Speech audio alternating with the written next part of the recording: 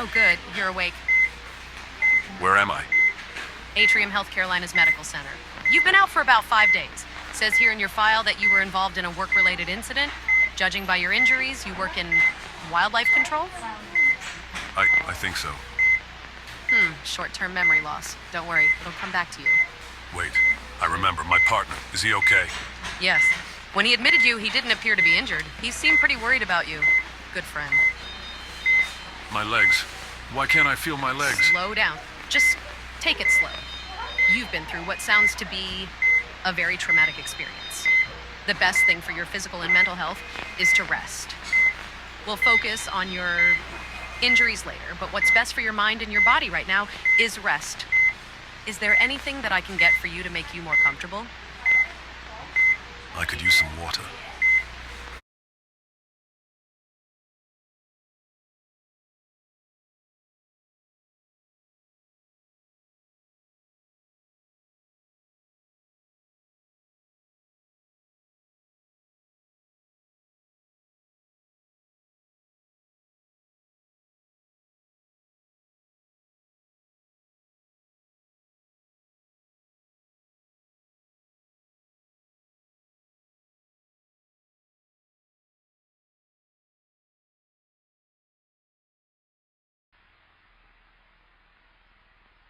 Home base, do you copy? This is home base. Over. This is Ringleader 1. We've managed to create a perimeter around the valley, waiting on permission to move in. Have you had any issues with local authorities? No, sir. We've managed to avoid the Smoky Mountain Park Rangers. Good. Permission to move in on the targets. Remember to keep your distance from these things. Yes, sir. All right. You heard the man. Let's move.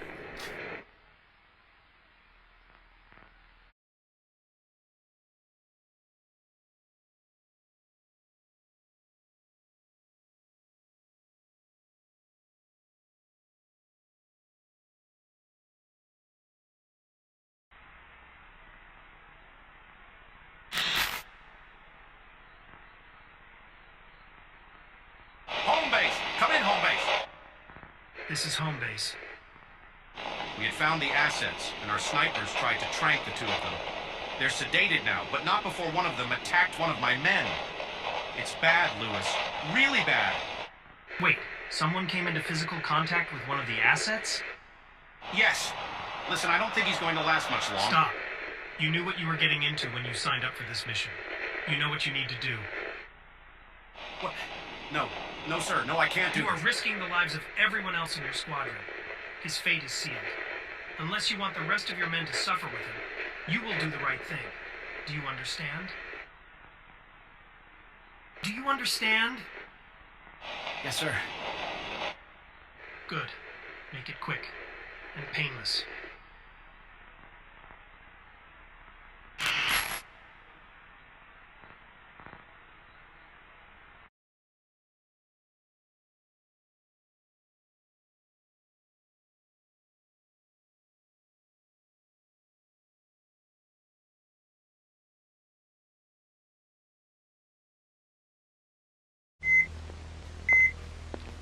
Morning, sir. How are you feeling this morning?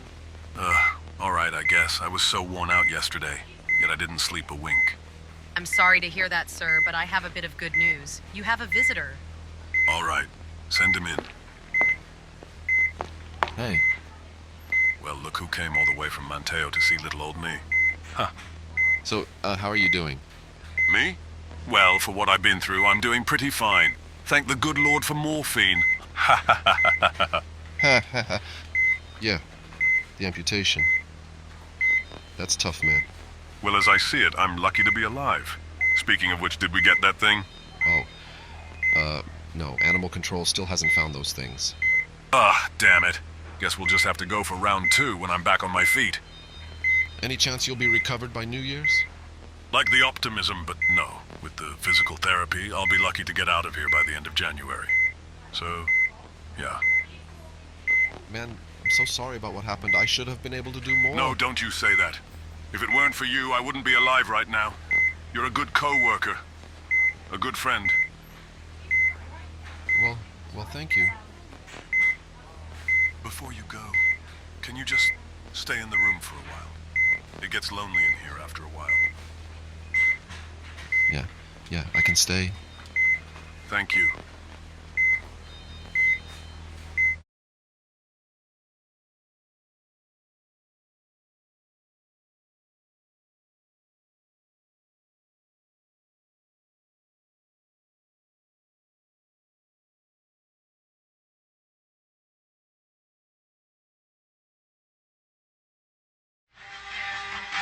Hello, I'm Drew Fogata, and this is your Fox 6 o'clock news. Now, our top story tonight, an update on the snowbird incidents. For the viewers who have not kept up with this story, here's a recap. Throughout this month, sightings of these strange feathered animals have been reported throughout the states of Tennessee and North Carolina. Due to their bird-like appearance, the public has dubbed them as the Abominable snowbirds. However, this mysterious species has yet to be identified. Not only has these animals' presence caused confusion within these communities, but chaos and violence.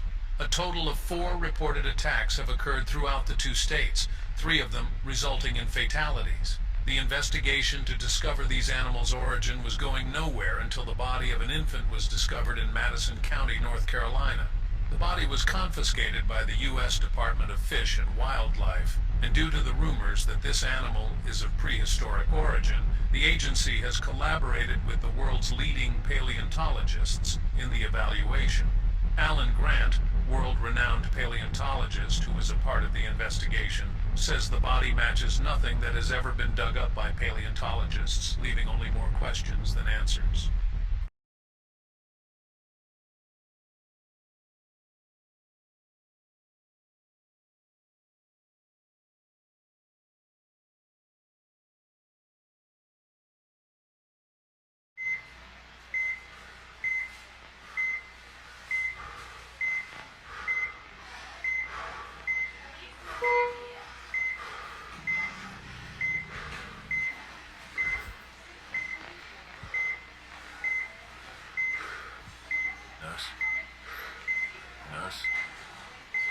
Nurse? Mr. Clint, is everything okay?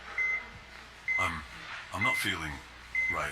Is it just me, or is it really cold in here? That's alarming. Your body temperature has dropped drastically. You may be developing hypothermia. It's a little odd it didn't reveal itself a lot earlier, but that seems to be the only logical cause. I'll get you a warm beverage and some blankets. Try to stay warm until I get back.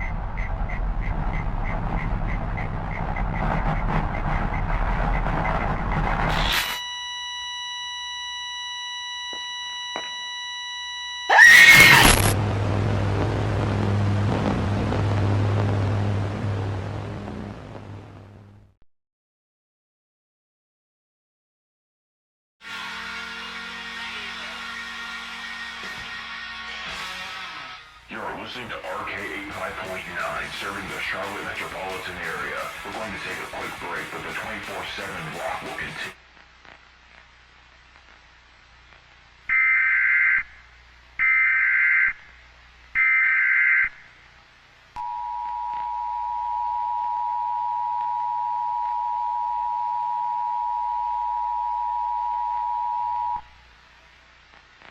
The following message has been authorized by local civil authorities. A hazardous materials warning has been issued for the Charlotte metropolitan area. At 2:34 p.m. Eastern Standard Time, the presence of hazardous materials was confirmed within the Atrium Health Carolinas Medical Center. A perimeter of law enforcement officers has been created surrounding the facility. Do not attempt to approach the facility.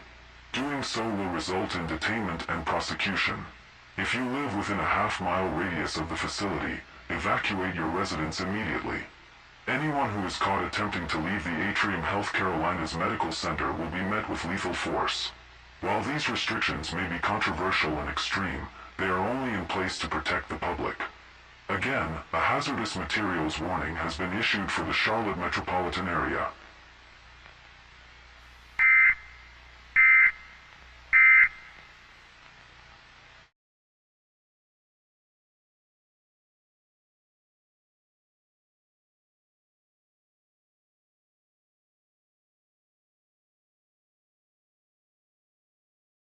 Good evening.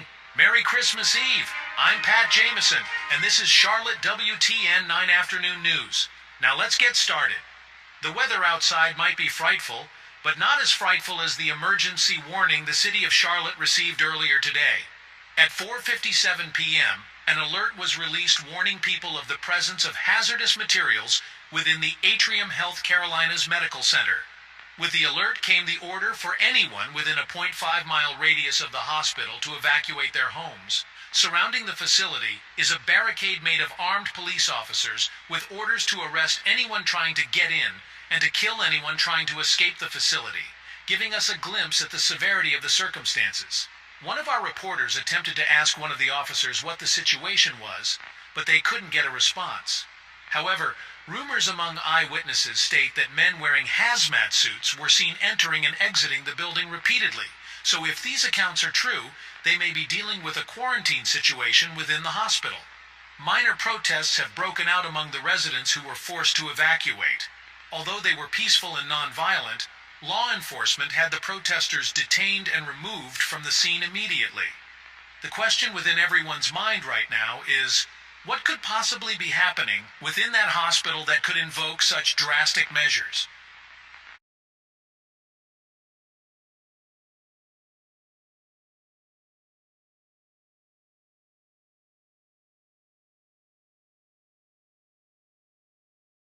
Research log VA001 being recorded at the CDC Edward R. Roybal campus, December 25th, 1999.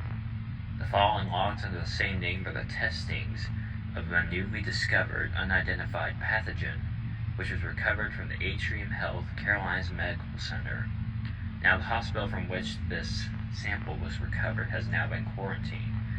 However, there have been claims that someone within the hospital who was in direct contact with patient 0 managed to leave the facility before the lockdown was initiated.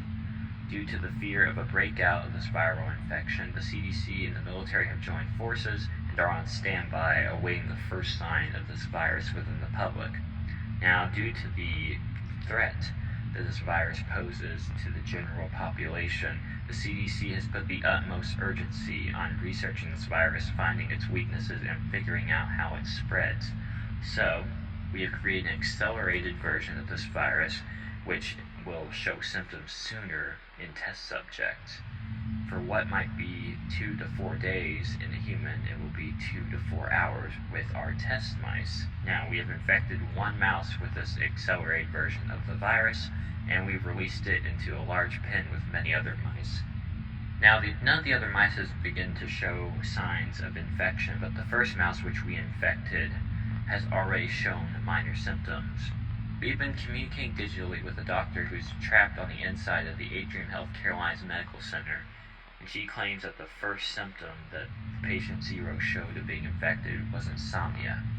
Now, The mice usually go to sleep when I turn out the lights, but not our mouse, not our infected mouse, so it looks like the symptoms between species are pretty similar. Now, so far, as I said earlier, it hasn't shown signs of infection with another mice, so I'm going to drop a little chunk of food within the enclosure, and all the mice are going to be within close proximity of each other.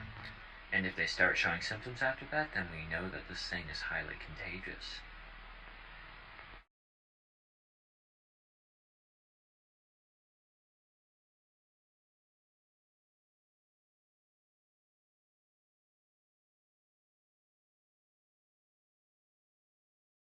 Merry Christmas, honey. Oh, Merry Christmas. Are you all right, hun? You aren't looking well. Yeah, I'm fine. It's just that I didn't get a wink of sleep last night. Must have been from the excitement. Anyways, I'm gonna make us a pot of coffee. That'll hopefully wake me up. Well, hurry up and get over here, or I'll have to start on these presents without you. Oh, I guess I forgot to ask, but how has Clint been doing? He's doing as good as anyone who just got their leg chopped off could be. They must have him on a hell of a lot of meds. I've never seen the man more cheerful. It'll be a while, but he'll be fine. Han, you sound ill. Are you sure you're going to make the church service today? Relax, honey. I'm fine. Just dealing with the usual allergies.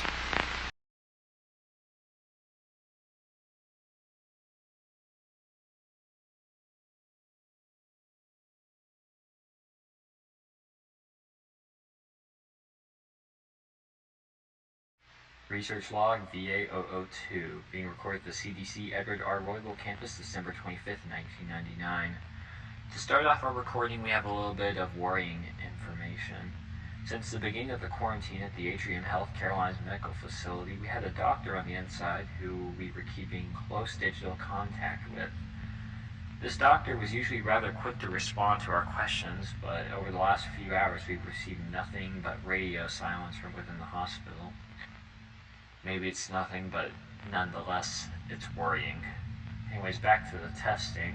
As I said I would, I dropped a piece of food within the mouse enclosure, and all of the mice, including our infected mouse, were within close proximity with each other for an extended amount of time, and now the other mice seem to be showing similar symptoms to our first mouse. Speaking of which, our first mouse has passed away. A few hours before its death, its body temperature began to drop drastically, and it had an eye infection. Two notably odd symptoms. Anyways, how it died. Well, it started to vomit up this weird black liquid, and like, it severely burned the skin. The liquid severely burned the skin of the animal upon contact. Ironically, though, the burns aren't what killed the mouse. It was vomiting so much that it had no room to breathe, and it suffocated to death. Now, this is similar to some of the accounts we've received on the case of patient 0 within the Atrium Health Medical Facility. So, we've alerted North Carolina authorities to report any cases with patients with similar symptoms. Now, we would usually end the test by now since we've seen the killing blow of this virus. However, each mouse seems to be taking the virus differently. Some mice have symptoms that don't show up in other mice. Specifically in the newer ones, it seems like the symptoms seem to become more diverse the more the virus spreads. Also, some of the mice take longer to show symptoms of the virus. So this is definitely something unique, weird, and terrifying that we're dealing with.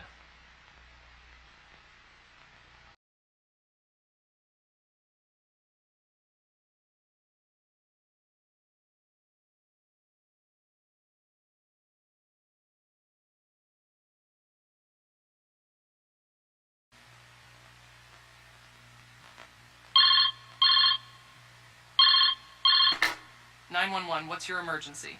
Oh my God, I need help, please. My husband, we were in the middle of the service and he just collapsed. Calm down, Mom. What's your location? I'm at the Promised Land Baptist Church. Please, you have to hurry. All right, I'm sending an ambulance to your location now. I don't know what happened. He was fine, but then started coughing up all this blood and black stuff. Excuse me, can you repeat that? What? There's all this black liquid on the floor that he coughed up. I think he's still choking on it. Hello? Please hold, ma'am. What? No.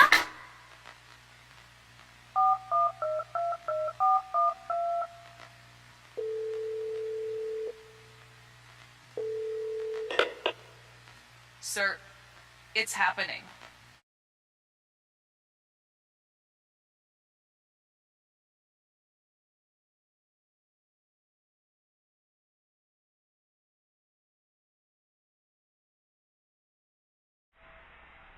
Roanoke Entertainment is currently off the air, as our staff are home enjoying time with their families.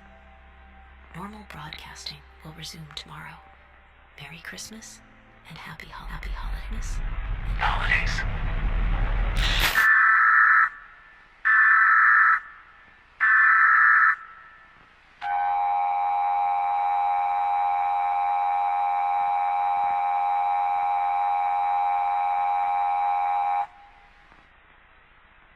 The following message has been authorized by civil authorities in collaboration with the Centers for Disease Control and Prevention. A contagious disease warning has been issued for Dare County, North Carolina for the unforeseeable future. At 9:43 a.m. Eastern Standard Time, the presence of an unidentified, extremely dangerous virus was confirmed within the community of Manteo. Although cases of the virus have only been reported in Manteo, it is likely that the virus has already infected persons within the Wanchese community as well. To prevent the spread of the virus, all routes leading into and out of Roanoke Island have been obstructed by military blockades. Attempting to bypass these blockades will be met with immediate lethal force. For those within Roanoke Island communities, remain within your homes and do not leave them unless absolutely necessary.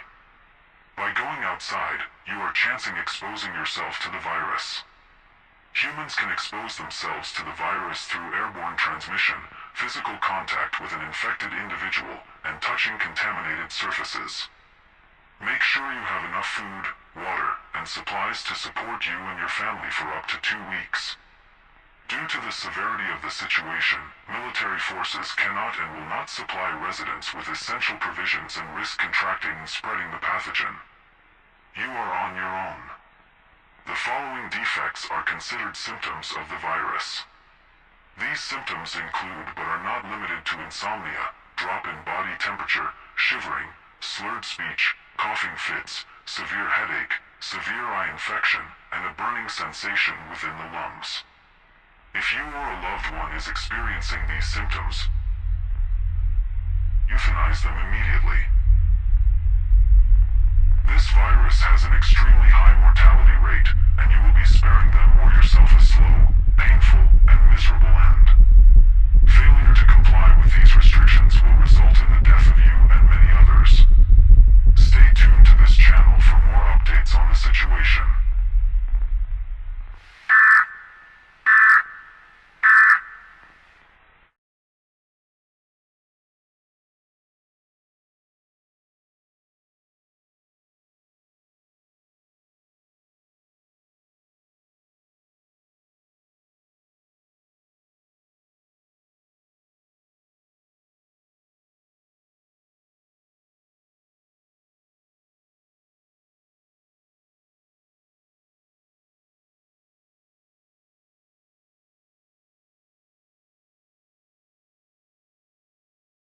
Research log of VA003, being recorded at the CDC Edward R. Roybal campus, December 27, 1999. Sorry for the large time gap between my last recording. A lot has happened since then.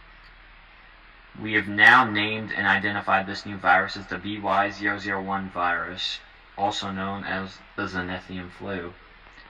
Now, we believe that someone who was in close proximity with patient 0 had left the Atrium Health Carolina Medical Facility before the lockdown was initiated, and we were correct. Multiple residents of Roanoke Island, North Carolina have now contracted the Zenithium flu. Luckily, the military was on standby and ready for this exact event. The island has now been cut off from the rest of the world and quarantined. We are very lucky that this virus was contracted within such a small, already confined community, but this thing, from what I've heard, this virus, it's ravaging the island. Now, this new and disturbing news has distracted me from the mouse trials, and we have some more interesting findings from those trials to talk about. First of all, we have come to the conclusion that the black liquid that the victims of this virus have been known to cough up is the result of the immune system being turned by the virus against the body. We don't even know how this is possible at the moment. We have very little knowledge on this virus, but research into that theory will continue. As I said in my last recording, it seemed like each mouse had different symptoms, at least small, insignificant different symptoms. All the main symptoms were the same, but it seemed like there was always an additional symptom for every mouse that was infected with the virus. And we have now learned that the new symptoms are the result of the virus rapidly mutating as it spreads. We don't know how this is possible either, but this virus is mutating every time it infects a new host. It is mutating to more efficiently take down its hosts and spread, and this is just, oh my god, it's just, I've seen nothing like it in my whole time of working here. Some of the mice have quick, immediate deaths. Others have long, drawn-out, painful deaths. We don't know why this is either, but we've been noticing some odd complications with the mice that have dealt with long, painful deaths. The mice that are in extreme agony are acting sporadic. One ran into the glass and broke its neck. I just don't think it could handle it. That's been terrible. Other mice that are in this sort of agony seem to be showing aggression to the other mice.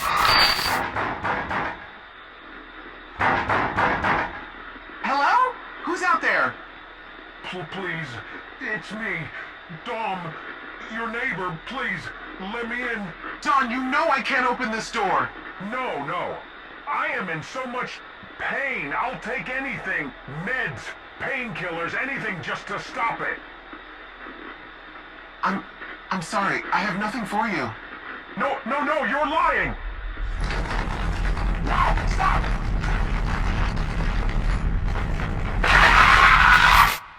We don't know why this is either, but you can only assume that the intense, agonizing pain is what's causing this aggravation.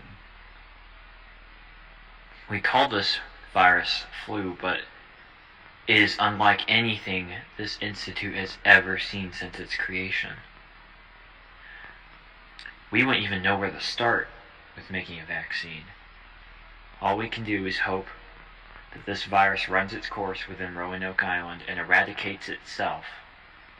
If it doesn't, and it continues to spread, well, let's just say Y2K will be the least of our problems.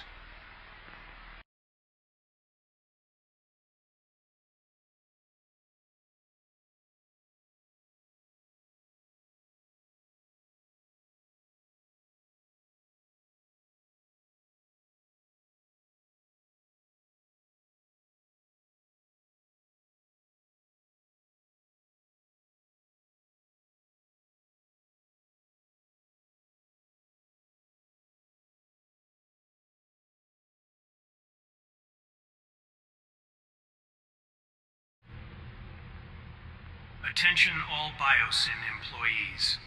This is Lewis Dodgson, and if you're receiving this message, you are currently stationed in the Appalachian Institute. As you well know, the last month has been filled with trials and tribulations with the untimely escape of the subjects. The threat didn't lie within these animals, but rather in what we resurrected with them. Be it an ancient disease revived by our testing or a genetic defect implanted within the genome, the animals were a living host for it, and now they have delivered their curse into the hands of humanity. And they can trace it back to us. The future of our company is in jeopardy, and it is because of this that Project Greylag and all evidence of its existence must be abolished. Before exiting the building, please wipe all digital evidence of the project from our devices. While nothing could usually survive such temperatures, we would not want to chance a remnant of proof surviving the flames. Do not concern yourself with hiding or destroying physical evidence. Nothing should remain after the contingency protocol, including our recaptured assets. They are no longer opportunities, but liabilities. If you take something, whether it be evidence to bring us all down or technology to turn a quick buck, we will know. You know that we are not afraid to get our hands dirty. After these tasks have been completed, go home.